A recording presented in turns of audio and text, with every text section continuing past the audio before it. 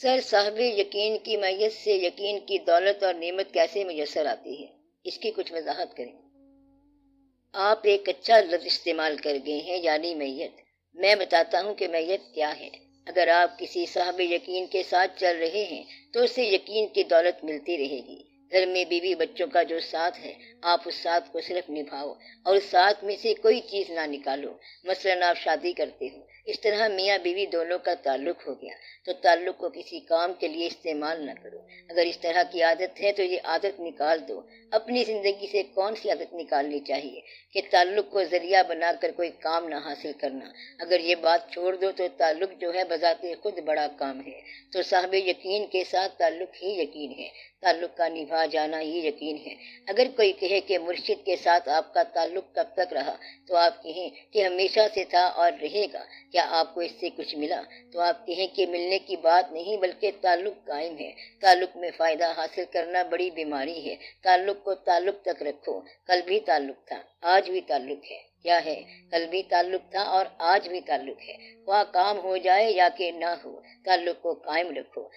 مثلاً آپ کو آپ کے بھائی نے بہت نقصان پہنچایا، مگر بھائی ہونا ایک تعلق ہے، اور بیٹا بڑا گستاخ نکل آیا، مگر بیٹا ہونا ہی تعلق ہے۔ اگر کسی دوست نے کام نہیں کیا تو نہ کرے، تعلق قائم رکھو۔ تعلق کو فائدے کا ذریعہ نہ بناؤ۔ اسی طرح مشائخ کرام کے ساتھ تعلق دراصل خدا کے ساتھ تعلق کا ذریعہ ہے۔ یہ تعلق کیا ہوتا ہے؟ مشائخ کے ذریعے اللہ کے ساتھ تعلق ہو گیا۔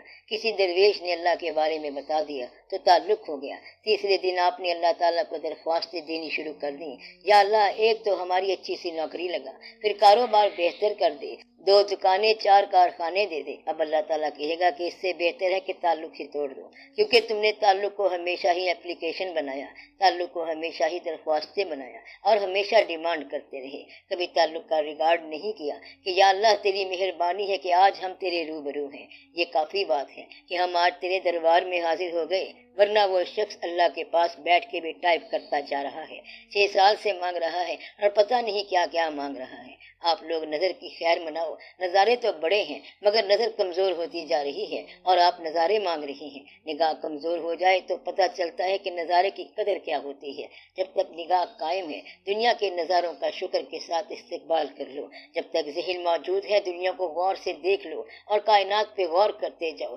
جب تک دل موجود ہے، کچھ دل بری کے کھیل کرتے جاؤ۔ صحت موجود ہے تو خدمت کرتے جاؤ۔ وجود کے ساتھ پیسہ موجود ہے تو غریب کی خدمت کرتے جاؤ، کیونکہ موجود اور لا موجود برابر چلتا ہے۔ دنیا میں ہونا اور نہ ہونا ہر وقت ہوتا رہتا ہے۔ اس لیے اپنے فن کے ساتھ، اپنے علم کے ساتھ، اپنے حاصل کے ساتھ اور اپنی زندگی کے ساتھ دوسروں کی خدمت کرتے جاؤ۔ یہی بڑی کافی بات ہے، لیکن آپ صرف مانگتے جاؤ گے۔ ایسا نہ ہو کہ آپ مانگتے چلے جاؤ اور جب جانے کا وقت ہے تو ساری بات ختم ہو جائے۔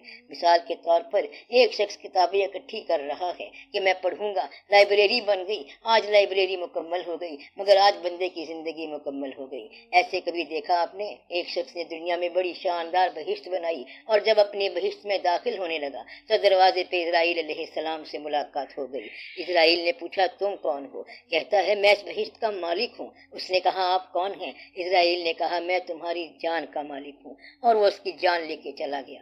وہ ڈرا کے جان لے کر چلا جاتا ہے۔ اب یہ کرو کہ اس کا انتظار کرو اور آرام سے چلے جاؤ، ورنہ وہ ڈیتھ وارنٹ پر دستخط کرا لے گا۔ اس کے پاس ٹائم کم ہوتا ہے اور مختلف جگہوں سے بندوں کو لینا ہوتا ہے، اس لیے آپ یہ کرو کہ پہلے سے تیار ہو جاؤ۔ اس نے آپ کو ٹائم نہیں دینا ہے، اس سے پہلے کہ وہ آئے آپ کچھ کر جاؤ۔ پہلا کام یہ کرو کہ اپنی زندگی پر راضی ہونے کا اعلان کر جاؤ کہ یا اللہ ہم اپنی زندگی پر راضی ہیں۔ یہ مکمل اعلان کر لو۔ کیا اعلان کرنا ہے؟ کہ ہم اپنے گرد و پیش والے سماج پر راضی ہیں، اور اگر تو توفیق دے تو ہم ان کی اصلاح کر سکتے ہیں، اور اگر توفیق نہ دے تو ہم اپنی رضامندی ظاہر کرتے ہیں۔ جتنی وہ طاقت دے اتنا ہی آپ خیال رکھو۔ طاقت سے باہر جانا ہلاکت ہے، اور یہ کہو کہ یا رب العالمین ہم اعلان کرتے ہیں کہ ہم نے آپ کا عطا کیا ہوا، آپ کے پیغمبر صلی اللہ علیہ وآلہ وسلم کے ذریعے بھیجا ہوا دین قبول کیا، دل و جان سے قبول کیا، اور اس کے عمل میں جو کوتاہی ہوئی ہے وہ ہماری کمزوری ہے، لیکن ہمارے ارادے میں کوتاہی نہیں ہے،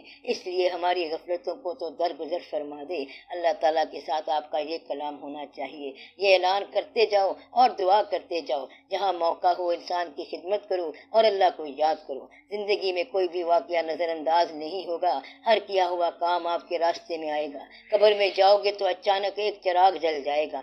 آپ سوچو گے یہ اندھیرے میں چراغ کہاں سے آیا. پتہ چلے گا کہ جو تو نے فلاں آدمی کے ساتھ نیکی کی تھی یہ اس کا چراغ بن گیا. کسی آدمی سے کوئی نیکی کی ہے تو وہ چراغ بن جائے گا اور عشق حبیب صلی اللہ علیہ وآلہ وسلم سے چراغاں ہو جائے گا. اس طرح قبر پر چراغاں ہوتے ہیں. آپ لوگوں کے لیے یہ زندگی بہت آسان ہے. اگر اللہ کو یاد کرتے جاؤ، بندوں کی خدمت کرتے جاؤ، آسانی سے چلتے جاؤ، اللہ کے کاموں پر راضی رہو. یہاں رہنے میں بھی رضامندی ہو اور جانا بھی رضامندی سے. جو کچھ اللہ تعالیٰ نے آپ کو عطا فرمایا ہے اس کا استعمال اچھی طرح کر جاؤ. اگر اس نے دماغ عطا کیا ہے تو اس کا استعمال اچھا ہو جائے. وجود دیا ہے، نگاہ دی ہے، پاؤں دیے ہیں، تو ان سب پر اللہ تعالیٰ کا شکر ادا کرو کہ یا رب العالمین تیرا شکر ہے کہ تو نے ہمیں زندگی میں ان نظاروں کو دکھایا اور دیکھنے والی ہماری آنکھ بنائی، سوچنے والا دل بنایا اور محبت کرنے والا دل بنایا. ہمارا یہاں رہنا جو ہے تیری مہربانی سے ہے. پھر تو جب چاہے گا ہم تیرے دربار میں حاضر ہو جائیں گے یا حاضر کر دیے جائیں گے. آپ نے دیکھا نہیں کہ آدمی کہاں سے کہاں چلا جاتا ہے. قریب کے آدمی اٹھ کر چلے جاتے ہیں، رشتے دار، عزیز، بھائی اور بہنیں بچھڑ جاتے ہیں اور انسان چپ کر کے بیٹھا رہتا ہے. روتا ہے تو رو بھی نہیں سکتا. کیا روئے گا؟ کب تک روئے گا؟ انسان ابھی پچھلے غموں کو رو رہا ہوتا ہے اور نیا غم سامنے آ جاتا ہے. انسان کہتا ہے کہ موت کا ڈر تو بڑی خطرناک چیز ہے، لیکن اس میں ڈرنے والی کوئی بات نہیں ہے. آگے جب جاؤ گے تو وہاں آپ کے ماں باپ ہوں گے، دادا ہوں گے، باقی سب بزرگ وہاں ہوں گے. جن کو یہاں یاد کرتے ہو وہ وہاں ہوں گے. وہاں پر بڑے میلے ہوں گے، دنیا کے سارے عظیم واقعات وہاں ہوں گے. جو آپ کا سارا علم ہے ماضی کا وہ وہاں پر حال ہوگا. اس لیے موت کوئی دقت والی بات نہیں ہے. یہ سارا آپ کا خیال ہے کہ وہاں کیا ہوگا.